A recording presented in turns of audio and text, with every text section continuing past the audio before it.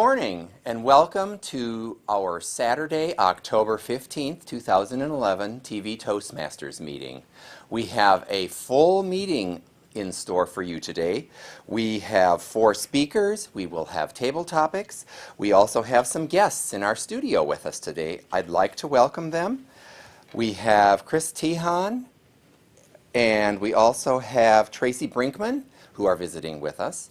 And then we have a cameraman, Patrick Kevin, who is helping us out in the studio here today. I will also be the Toastmaster for today, so I will give you a brief introduction of our Toastmaster.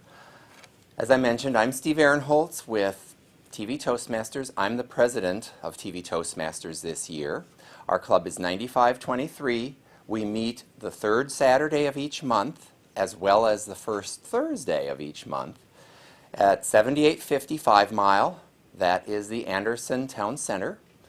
And we would welcome guests. Come and check us out. With that, I would like to get us started. My first guest that I will have up here for our meeting is our word power. She's also going to be giving us feedback today on our use of Oz, which are the various grammatical crutches that we may use in our speaking. And then she'll give us her grammarian report as well. She'll also be looking at whether we have used the word of the day and whether we have used it correctly or not. Help me welcome one of our longtime members, Carol Cormelank. Thank you, Mr. Toastmaster, fellow Toastmasters, and our most welcome guest. Today, I may confuse you more than I help you in learning your vocabulary because we have a rather difficult, the affective, effective use of affect and effect. And you're not alone.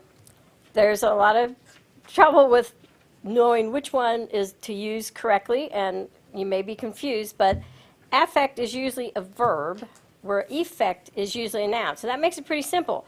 But because both of them can be a noun or a verb, that's where it gets confusing. That's why I gave you a handout so you can follow me. If you need a verb, the chances are it's affect that you're looking for. And it has 3 meanings, either to act upon, extremes of heat and cold affect a variety of office supplies from carbon paper to envelopes. And an off note is that I didn't know that there's water in paper. When I toured the paper plant, I found out there's actually water in paper. Alter, the decision will affect the amount of our take-home pay. And assume, he affects that attitude just to get attention. Now, when you use it as a noun, it means feeling or emotion. But even this usage is rare and largely restricted to psychology. Happiness and sadness are extremes of affect. Affect the noun means the result or outcome when used as a noun, or it can mean influence or operative force. His impromptu speech produced the desired effect. The results of the study had a far-reaching effect. As a verb, it means to produce, accomplish, bring about, or execute. Try to affect solutions to your problems before taking them to your boss. I don't usually hear that used like that. And occasionally you'll run into a sentence that you could use either one. And which one you use depends on the sense of the intended meaning. She wants to effect, bring about, legislation on reducing taxes. She wants to affect, alter, or act upon legislation on reducing taxes. Have I confused you as much as I'm confused by that? The challenge is to use affect, effect, or some form of it when you're up here today, and I will count your ums, ahs, your lip smacks, your ands, ahs. I already saw one and used as a run-on instead of a period. That's what I do. Mr. Toastmaster. Thank you, Carol. We'll get to see the effect of my not having the handout today when I try to use these 2 words. I usually have to go to my style guide and a few other references that I have access to when I'm looking at using one of those words. Or I will come up with some other word that I don't have to use either of these two. I'll use it in place of something else. I think I neglected to mention one of our other guests with us today. He's also participating in our meeting roles, and that is Tracy Brinkman, who is visiting with us today. So welcome, Tracy.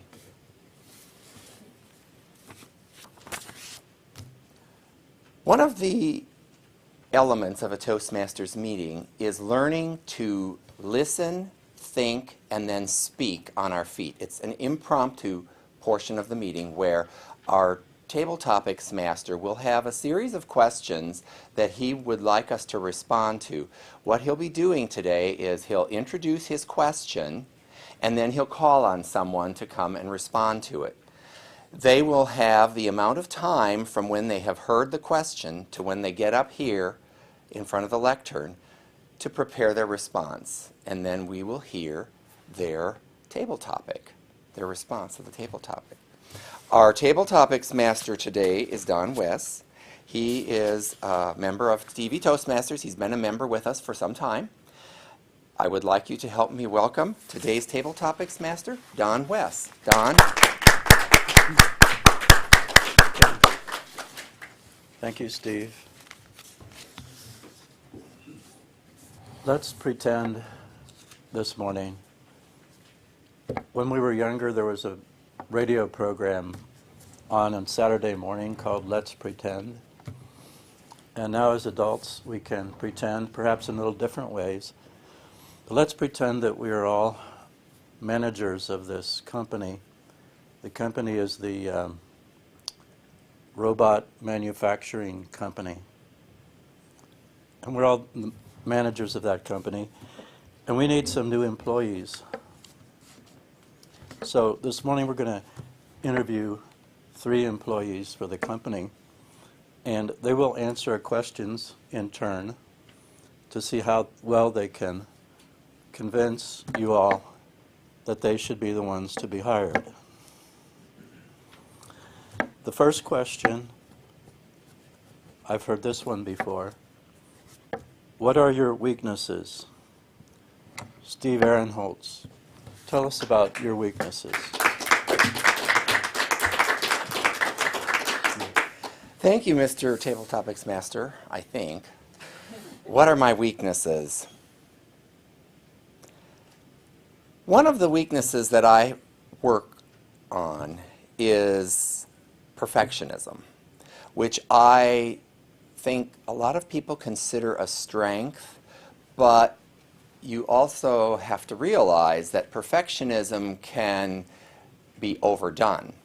There are a lot of things that we do that will have to be done over, or it's routine, and spending all kinds of time and effort on some of these things is really not that productive.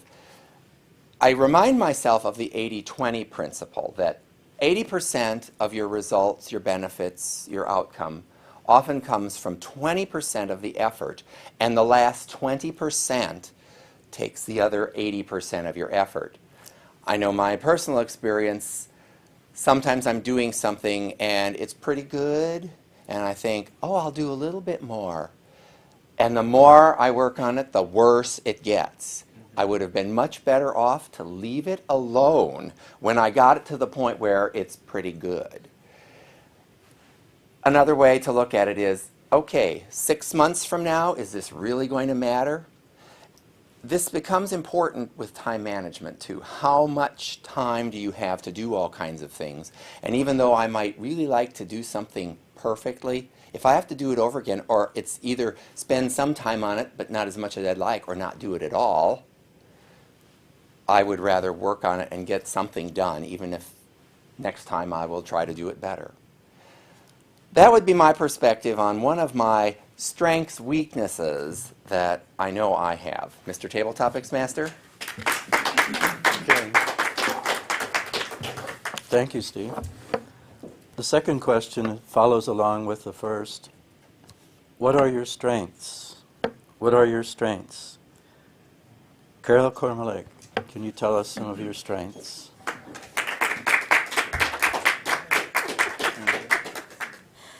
some of my strengths could actually be weaknesses, as his weakness was strength. I'm very persuasive and sort of arm twisting. I care about people, and so I want them to do what's best for them. And it's, oh, are you Cheryl? No. Sonia, okay. And sorry for the interruption. So I sometimes pursue, and I was responsible for getting a judge from my area. If you have a contestant in a contest, you can't be a judge if they're from your same club. That took out 3 of my clubs because one is a member of 2 clubs. I had 2 more clubs. The other one has all brand new members. You also have to have given 6 speeches and have been a member since June of last year, July 1st of 2010. I took out that club. So I went to the last one. I go, oh, if I don't get a judge from here, I'm going to fail my duty as an area governor. And this one lady said she would be glad to be a judge and that she feels honored to keep my honor. So that's my strength, which could be a weakness if you feel that I'm putting the thumb down on you rather than the hands up. Mr. Toastmaster, Mr. Topics Master. Thank you, Carol. And the final question, why should we hire you to work for our company, the manufacturing company here of robots? Christy Hann. Thank you. Yes, you're welcome. Tabletop Master.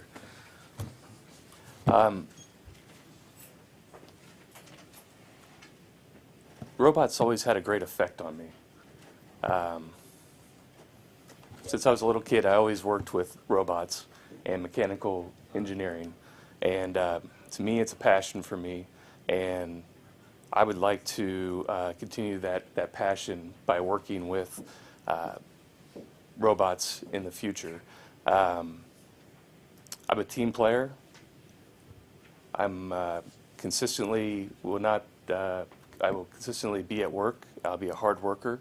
My work ethic is fantastic, and I never have really called in sick. And that's why I think I would be good for this position, and the effect of your decision would be very profound on me. Thank you.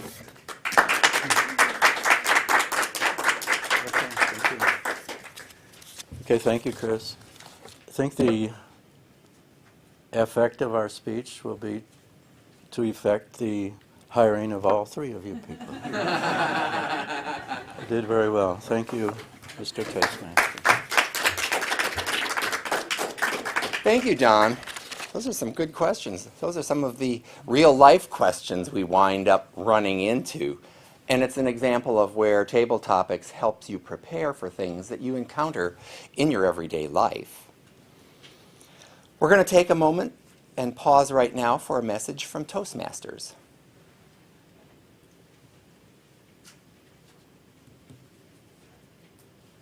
You can start anytime.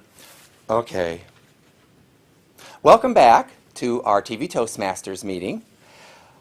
Now we are going to enter the prepared speech portion of our meeting. We will be hearing from 4 different individuals. Each of them is working on a project out of one of the Toastmaster manuals. Our first speaker that we'll be hearing from today is one of our new members. He is going to be presenting his icebreaker speech, project number 1 from the Competent Communicator Manual. The objective of this speech is to become used to or start getting accustomed to speaking in front of a group of people. And he's going to be speaking to us about a project or about a topic that he knows more about than anyone else. Help me welcome Hervey Abotsi, and he is going to be giving us his speech entitled, I Can't Believe I'm Here. Hervey.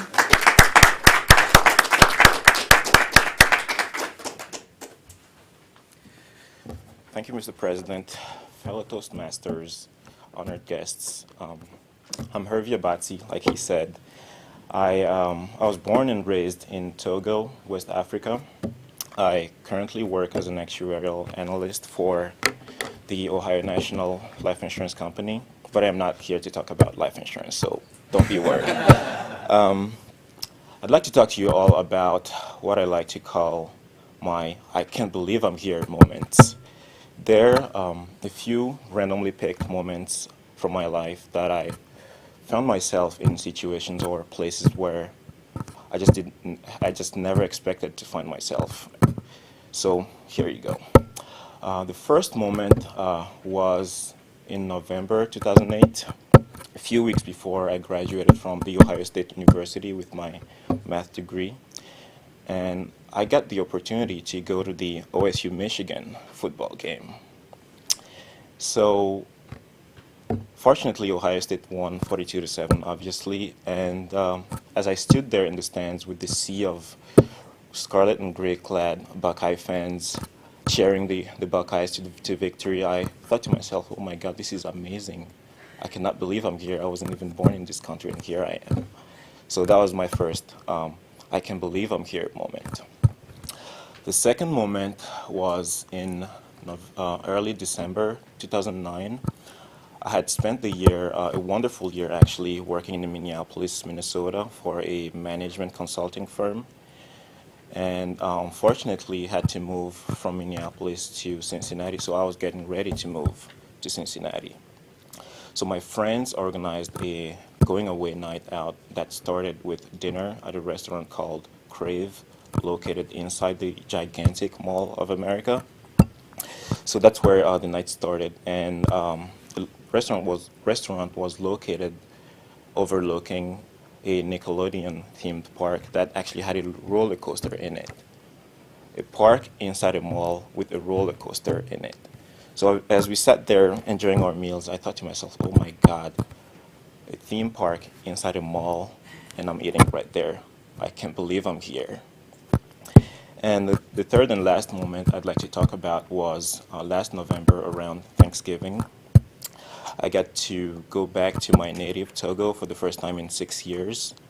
Wonderful trip, got to reconnect with my long-lost family and friends, got to reminisce about all things I've done before I came to the U.S.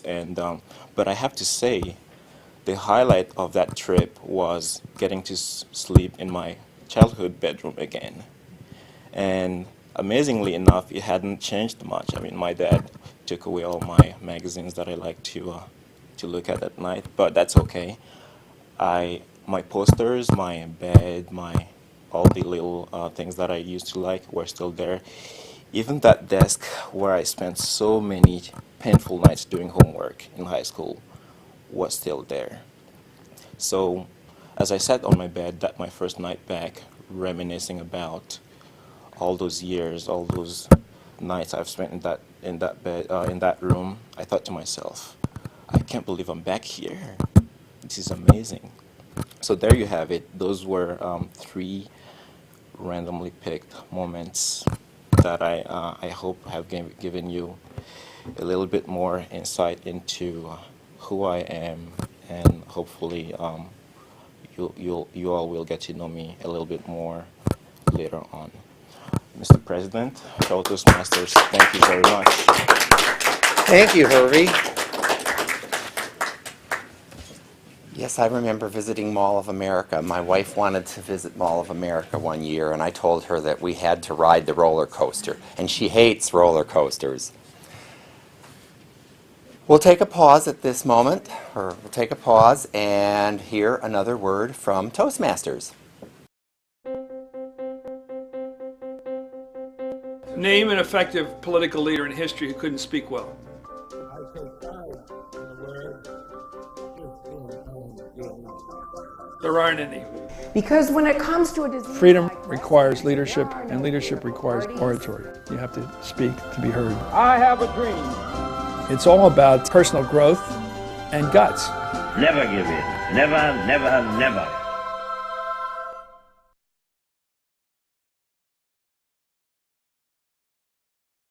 Welcome back. We are going to hear from our second speaker today. This speaker will be giving us their second speech, which is from the Competent Communicator Manual, and the title of the project is Organize Your Speech. Shankar Raswa is another one of our newest members. He is going to be giving us his speech entitled Travel Experiences. And I'd like you to help me welcome Shankar. He's going to talk to us on travel experiences. Shankar? Thank you, Toastmaster. Definitely this is my I can't believe I'm here moment for me, just right now. My name is Shankar Raswa. I wanted to share some of my travel experiences. Of course, a lot of us have traveled to so many places, so many countries, and we all have our own experiences, and I wanted to share 2 such experiences which really stuck to me. It was June 3rd last year when I was visiting India, and it is about 1:45 a.m. in the night, and I'm sitting in Lufthansa Airlines about to take off back to Chicago where I was living before, and the flight is headed to Frankfurt. The flight was not too crowded. It was relatively okay. About 10 minutes to get onto the runway, and there is a guy sitting like next to me.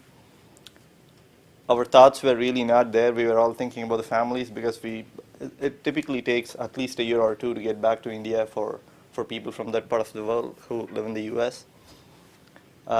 So we all had our own sentimental moments.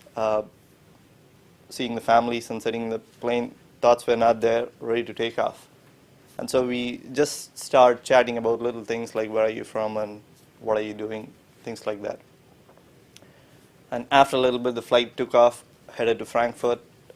Next stop, the drink service is on there. So asked for a beer. We were having a little beer and a little chat, not too overly sentimental or just superficial. As we were getting on to the stop, suddenly the guy next to me, he asked me, how is life on land? Can any of you even have a few on how it could be answered? So when he asked me this, I was like, had a little tipsy. It was totally gone for a moment. I was trying to concentrate on what he was asking really, and he again asked me, how is life on land? It so happens that he has never spent most of his life after high school on land. He has been working on ships. He was flying to Miami and getting onto Carnival. He was probably working in one of Carnival's kitchens, it seems. So it looks like he doesn't know where he will be going once he gets onto the ship, and all he has got is like 1 or 2 days on land, and he has no clue on the tax system or the life or anything, what's going on here. And he probably takes off like a month back going home to India. So I was asking him why he was doing this, if he really wanted to live on land like all of us, and he didn't want to spend his life on ships. It so happens after his high school, or during his high school time, his mom felt very ill and she was sick, and she was admitted to the hospital, and he was the only child. He had no father, so he had to take care of his mother, and ships paid the most of money he could get anywhere for his qualifications. So he was spending about 7 to 8 years in ships and still not complete yet. I hope he has completed, but he wanted to pay the medical expenses for his mom, so he was working on ships, and that really stuck to me. That was one of my first experiences with such a person who dedicated his life for several years for his mom. One of the other experiences was during my business trips to Mexico City. In my last job, I was a management consultant, and I used to travel a lot to different places, mostly in the Chicagoland, New Jersey area, and to Mexico City. Mexico City is a big city. It's pretty much like Chicago. A lot of people, much more than Chicago. But the culture there is very, very different, especially the professional culture. For example, they start their morning at about 10 o'clock, and they straight go to have breakfast in the cafeteria. They take off for lunch around 2:30 to 3, and they get back like 4 or 4:30 after lunch, and they take off like 6:30 or 7. And the vice presidents and the chief executives in the office, if someone is working beyond 6:30 or 7 o'clock, they'll come and yell at them to leave.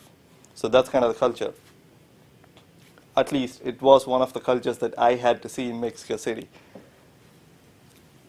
And one other distinct thing that captured my attention was there was a boot black inside the office. He was shining shoes for money. He was making a living there.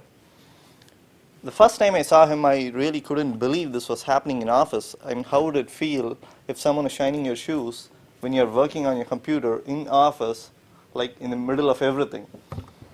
It was too uncomfortable to me, or I couldn't really characterize how that would feel.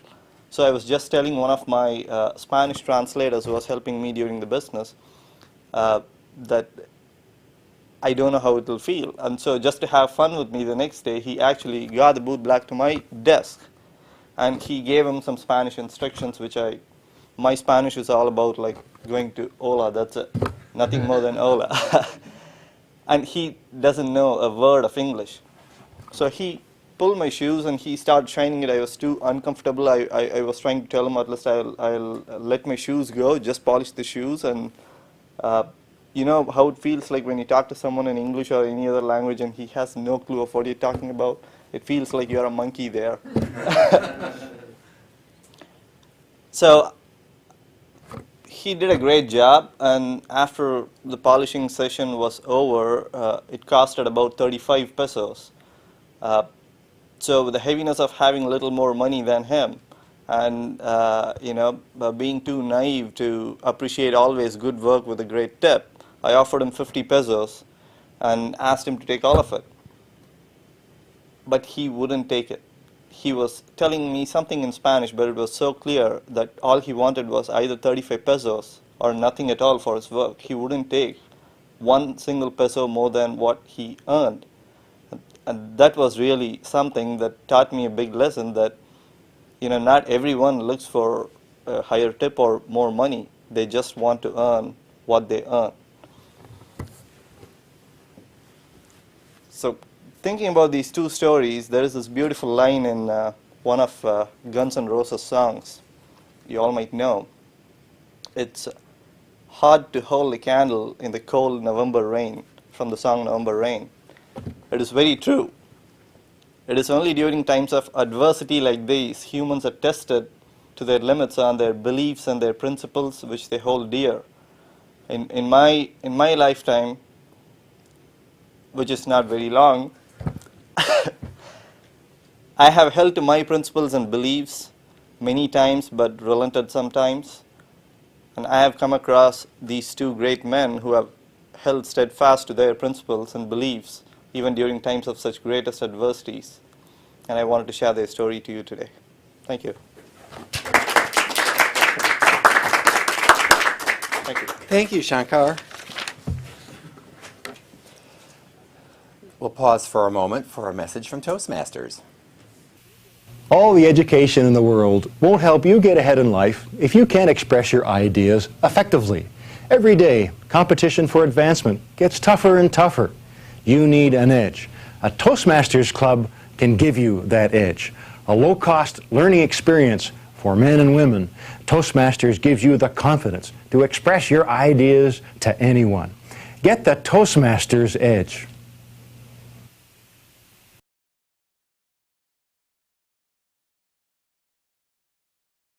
Welcome back.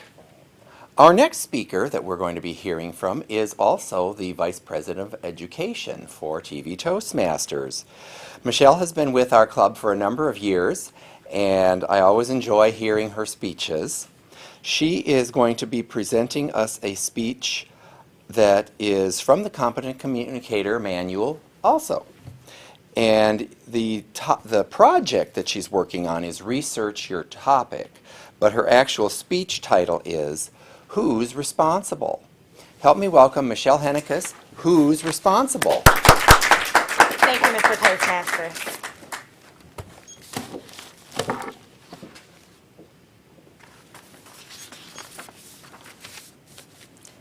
Fellow Toastmasters, honored guests, and our studio audience at home. Childhood obesity is a growing epidemic that is anything but slimming down. This nearly affects 17% of children in the U.S. That's almost 12.5 million kids. It's actually 4 times greater than it was in the 1970s. But it's actually rather simple.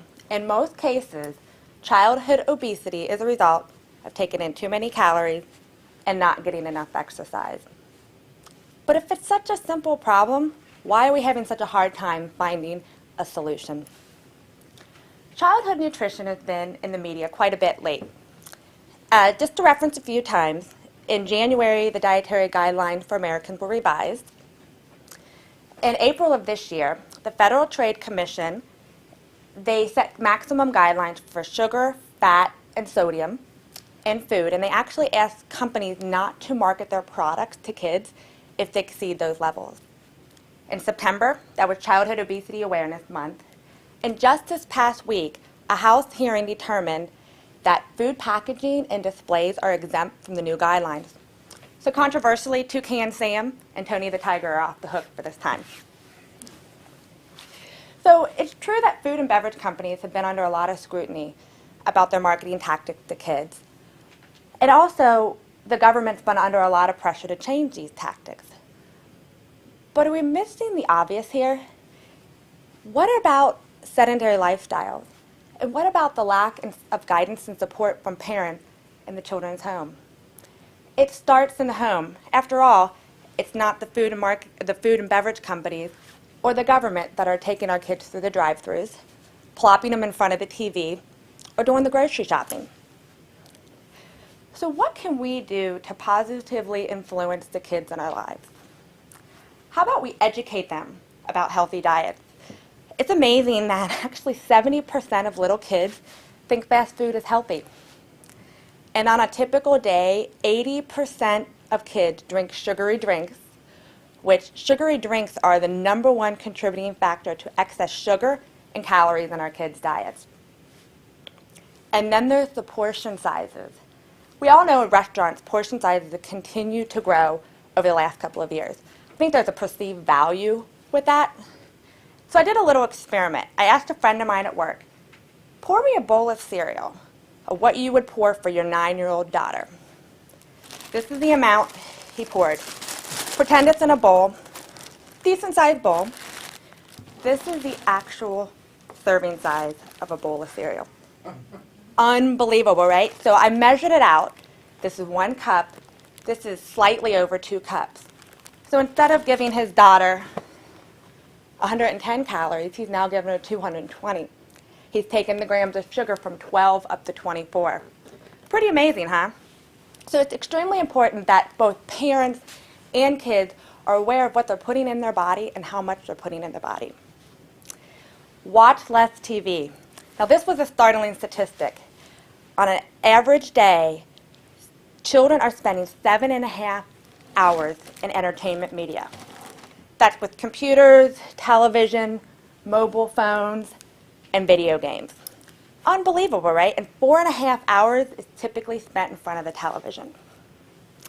So watching TV has actually been proven to impact childhood obesity for 3 reasons. The obvious one, kids aren't getting out and being active. I mean, I remember as a child, when I was done with my homework, I was out running the neighborhood, riding my bike, and now kids are spending time catching up on social media and texting their friends. Secondarily, think about snacking and eating in front of a television. How many of us have mysteriously eaten a whole bag of chips or a pint of ice cream because we're so engrossed with what we're watching on the television? And finally, the advertisements on the TV. If kids are exposed to more advertisements, they kind of get a misconception of what a healthy choice is. So it has been proven that kids almost see 40,000 commercials a year. Of the ones targeted at kids, half of them are advertising foods that are high in sugar, high in fat, low in fiber, and low in nutrient density. So to me, the obvious conclusion is turn off the TV. Kids also need 60 minutes of exercise a day in order to maintain a healthy weight. That's moderate and vigorous exercise. If you consider my earlier statistic, that's really not that much. 7.5 hours watching TV, take an hour back and actually go outside and play a bit. It's also found that 1/3 of adolescents are not getting this daily recommended 60 minutes. And that's including their daily physical education class, which a lot of schools are making optional now. So times have changed. I understand there's safety precautions, and you can't necessarily let your kids go out and run around the neighborhoods anymore. But as role models in their lives, we need to do what we can to change that. Sign them up for a dance class. Go play a game of football in the backyard. Whatever we need to do, we've got to get these kids moving. And finally, last but not least, eat dinner as a family. Pretty amazing. When I was growing up, it was mandatory. We sat down every night during the week at 5:30 or 6 o'clock and we ate dinner as a family. Kids are on the go more than ever now, so parents are leaving work, running to soccer practice, piano lessons, carpools, and often they're grabbing dinner on the go. So that means they're either running through the drive-thru or they're serving highly processed convenience foods. But it's actually been proven that if you sit down and eat dinner as a family, there's many, many benefits, but one of them is children can model good eating behavior. A study done at Harvard University showed that children who eat dinner regularly as a family actually had better food choices. They consumed less sugar, less soda, more fruits, more vegetables. So I know it's hard to do, but I challenge you to take the time to sit down with your kids and eat dinner on a regular basis. So let's circle back. Okay, do I believe that the food and beverage companies have a social responsibility to try to improve the wellness of their products? Yes. Do I believe the government has a duty to ensure that schools are offering healthy food options and eliminating access to junk food? Absolutely. But I truly believe if we want to make an immediate impact on this growing epidemic, we need to be positive role models for our kids and their nutrition habits, or else their waistlines will continue to grow. Thank you.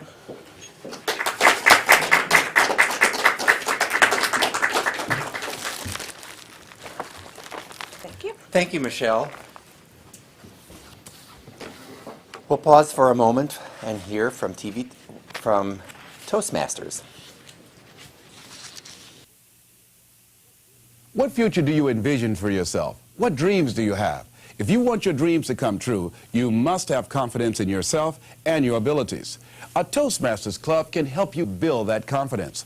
A low-cost learning experience for men and women. Toastmasters shows you how to express yourself clearly and effectively. Make your dreams a reality. Join a Toastmasters Club.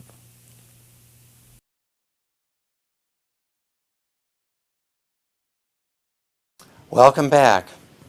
Thank you, Michelle. I had forgotten some of my introductory material when I introduced Michelle, and she is hoping to achieve her competent communicator educational achievement by the end of this Toastmaster year. Actually, the end of the calendar year, which means that would be December 31st. So thank you, Michelle.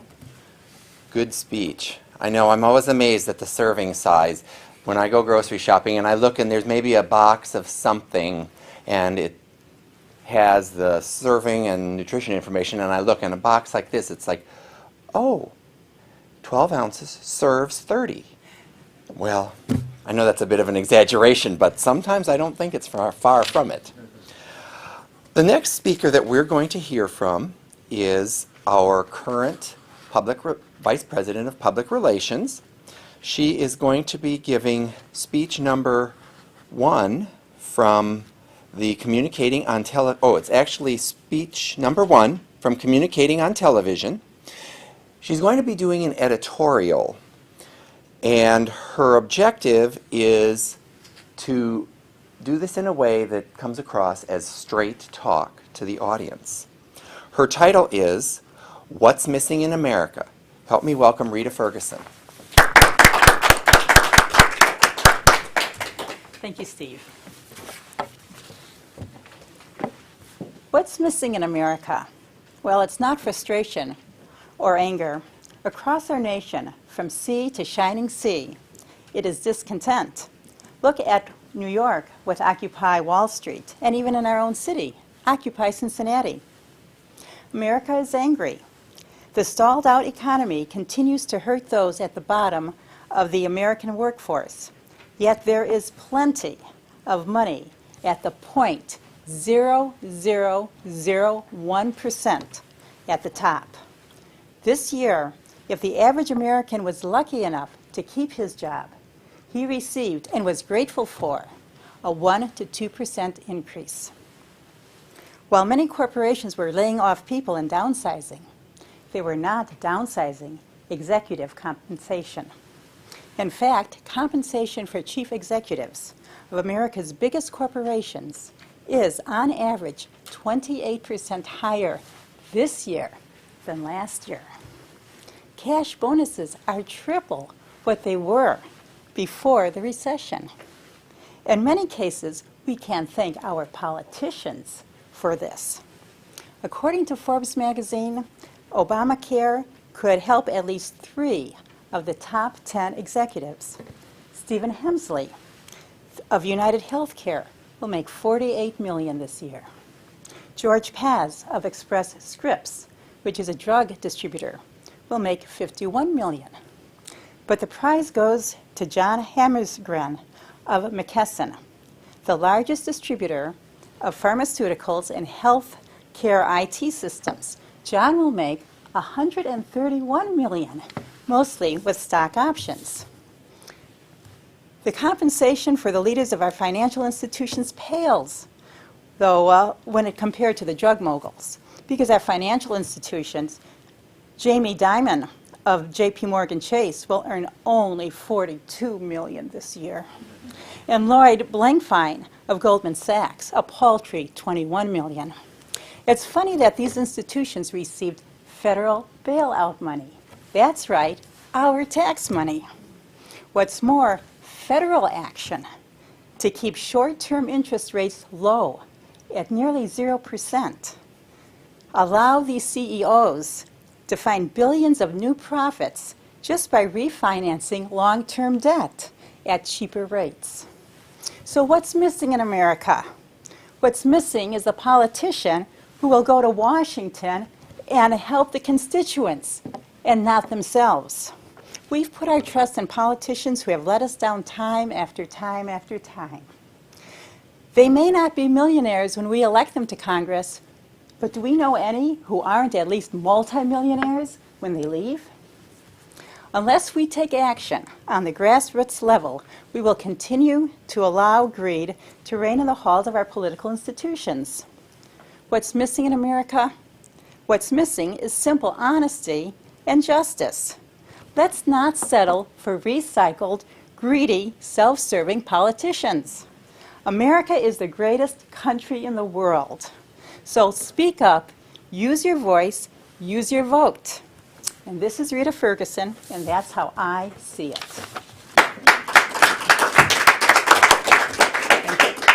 Thank you, Rita. I know I just read an article in a recent Time magazine that talked about why we need to save the middle class and how strong the middle class, or how strong the middle class is a direct reflection on how strong a country is. And unfortunately, the middle class in this country is really struggling. We're going to take another moment to hear from Toastmasters, and we'll be right back. Thank you very much. And now for our next speaker, Stanley Glitchner.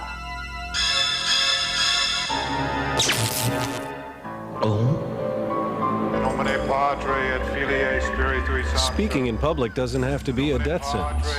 At Toastmasters, we can help you overcome your fears.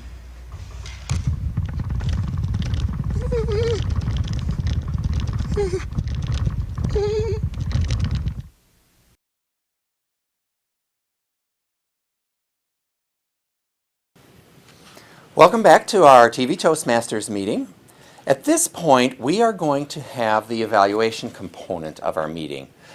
This is one of the more important parts of our meeting as far as giving us feedback on how well we've done, what things we used in our speaking that enhance our communication skills, and also provide us with some insight as to things we might want to change or try something different to further improve our abilities to communicate.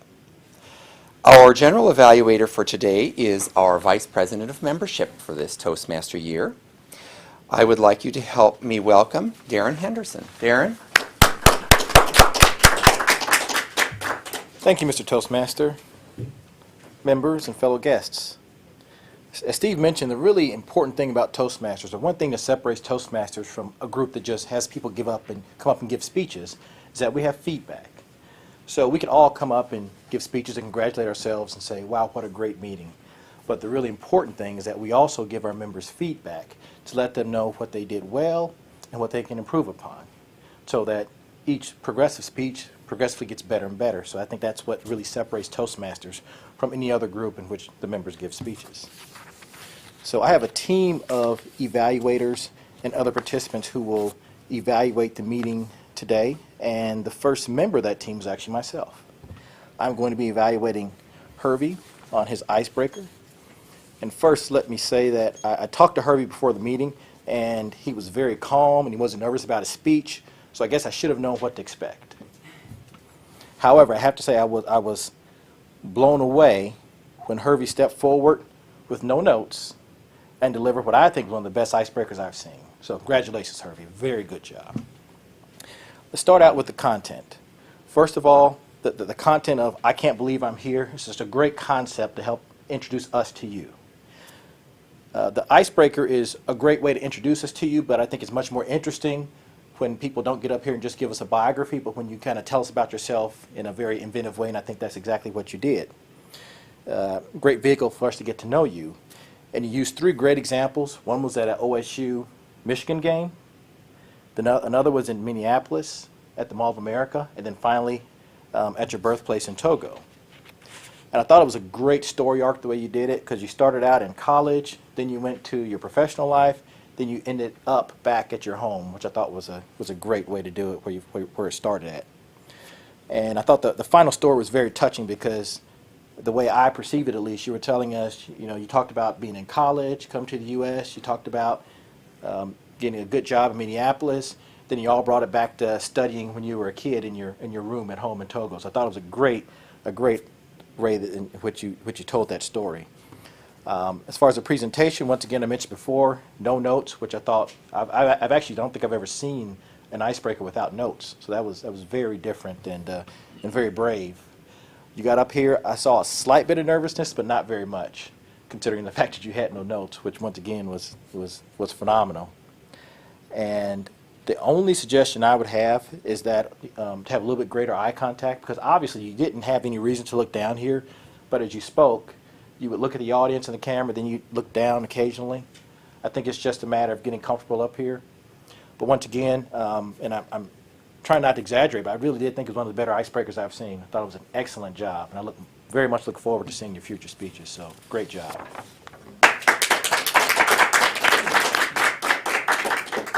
Right. Next, for a second speech, I'd like to invite up Wess to evaluate Shankar. Thank you.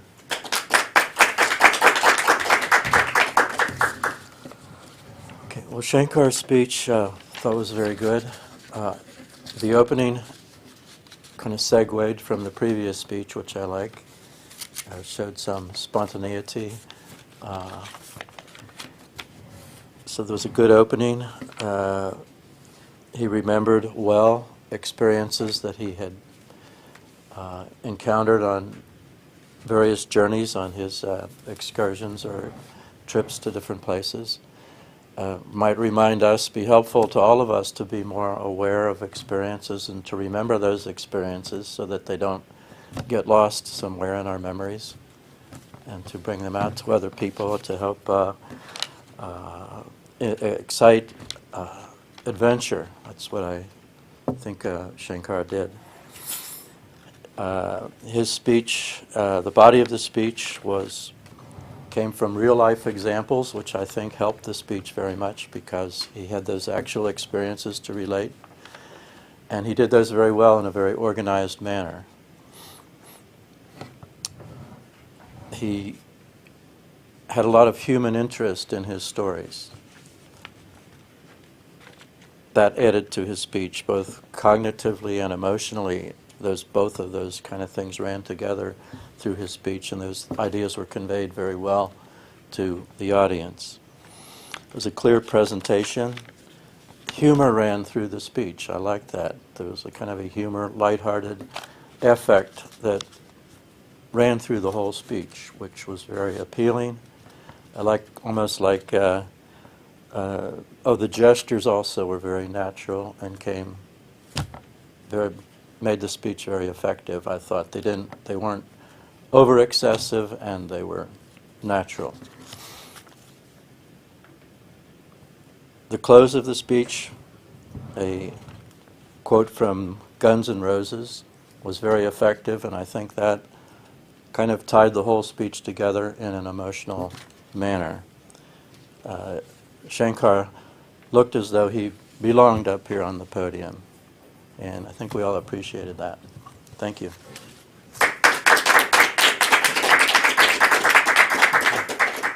Thank you, Don. Our next evaluator for Michelle Hennekes will be Tracy Brinkman. And I'd like to invite up Tracy. And actually, Tracy, I want to give Tracy thanks beforehand because Tracy's actually, he's actually a visitor. It's his first time at our club. And we twisted his arm into giving evaluations. So thanks, Tracy. No problem. Thank you.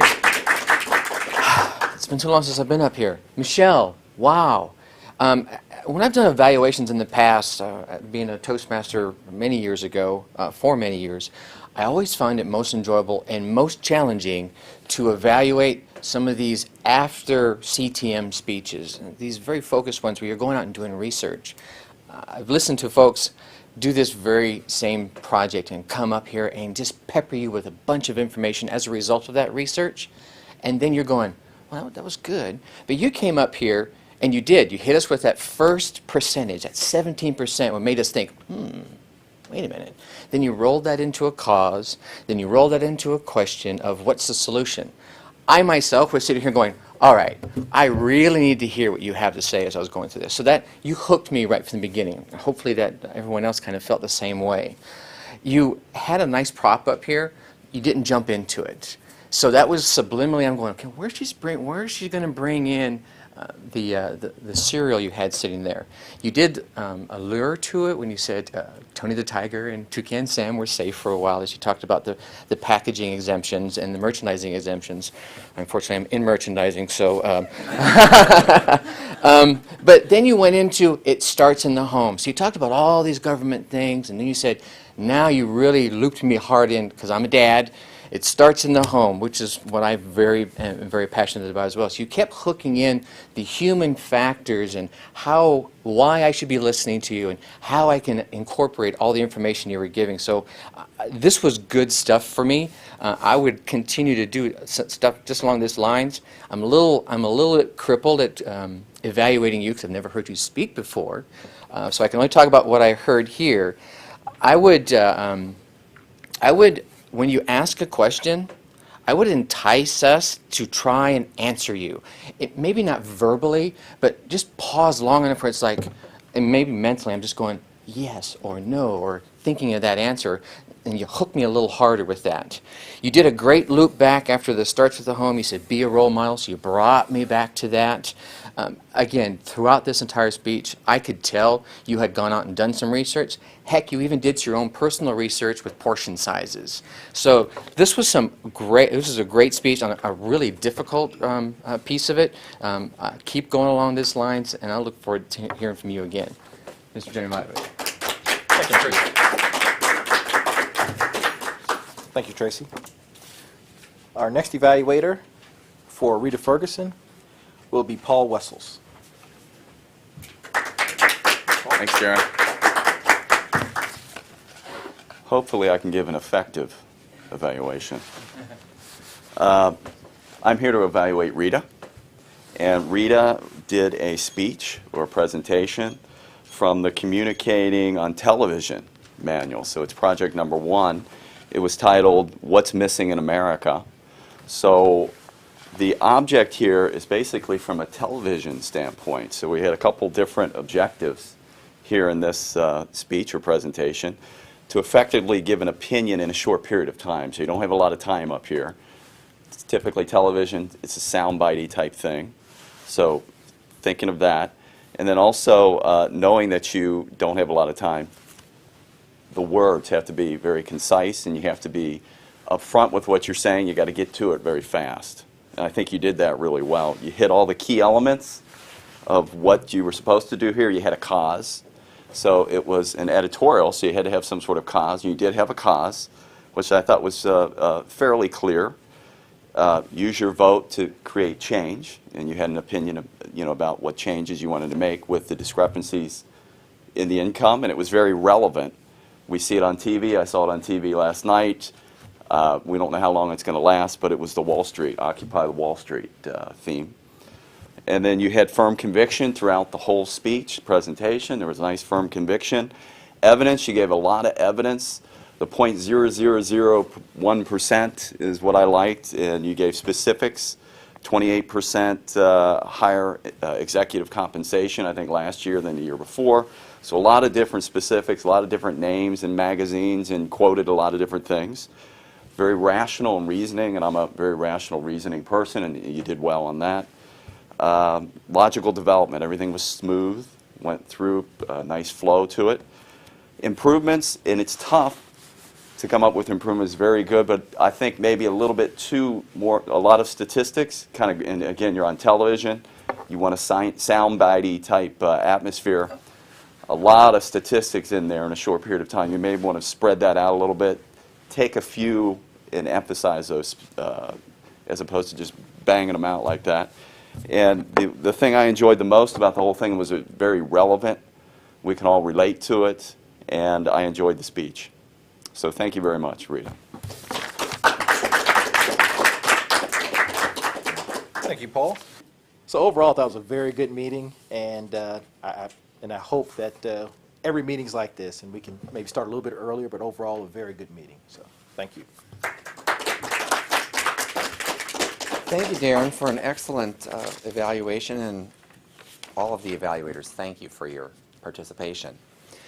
We're running a little short on time, so I'm going to adjourn our meeting rather quickly. I want to, again, welcome our visitors today, and we'll ask you for some feedback on our meeting after we finish filming today. We ordinarily call people up, but I think we need to keep conscious of the time, because we only have 58 minutes to work within for the actual performance that we can broadcast.